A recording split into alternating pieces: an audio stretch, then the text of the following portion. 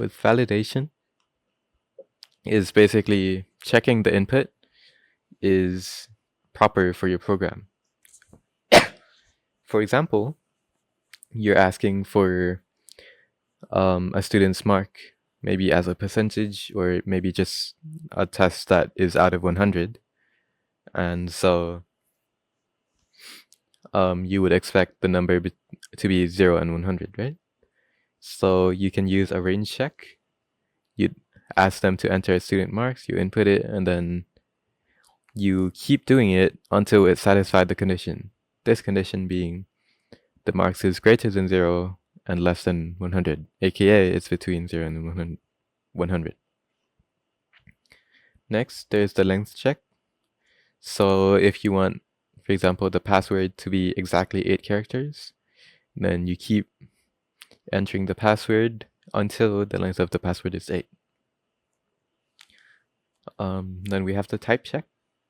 If we want to check the input is a specific data type, although technically you're in the gray area here because you can't really determine a type of things for Cambridge pseudocode, but the only question they might ask here is by asking you to enter a whole number, and if it's not a whole number, you can ask to enter it again.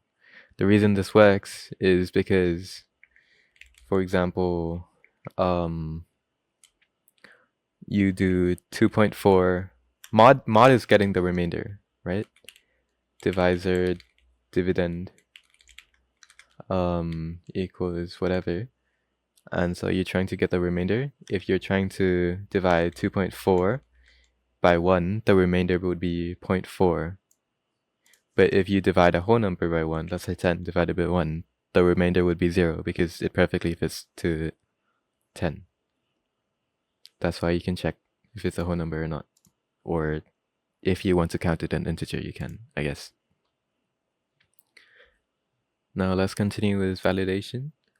So you can check the presence, enter your email address, and if we enter it until the email address is not blank, this sign being not equal to. The format check is where you're checking it to be a specific format, like for example, a serial number or a code to begin with ABC. So please enter a serial number, and we'll take the three first characters and check if it's ABC. This works because 1 is the start index, so this is the first character, and you're using length 3, so first, second, and third. Now the check digit. Check digits is typically on barcodes, and it's when you calculate all these front digits and then put it into some random algorithm or some calculation method, and you would get a check digit at the end, 3. So now when, let's say, a cashier, the accountant, or whatever you call them, they type in the book code or the barcode, whatever,